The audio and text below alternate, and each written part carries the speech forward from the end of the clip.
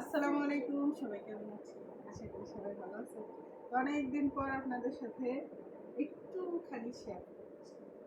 তো আজকে হচ্ছে প্রেগন্যান্সির ৭ মাস শেষ হয়ে গেছে, নাকি যেন ২-১ দিনের মধ্যে শেষ হবে। তো এর জন্য আমাদের এদিকে নিয়ম হচ্ছে ৭ মাসের সময় এরকম ৭ পদ দিয়া বাঁধতে। তো আমার আম্মু আসছে ওইখান থেকে, ঢাকা থেকে আমার এইগুলো দেওয়ার জন্য। তো কী কী দিছে দেখাই। কয় পদ হচ্ছে? ৭টারও মনে হয় বেশি আছে, দেখি। একটা, এটা হচ্ছে রুই মাছের মাথা।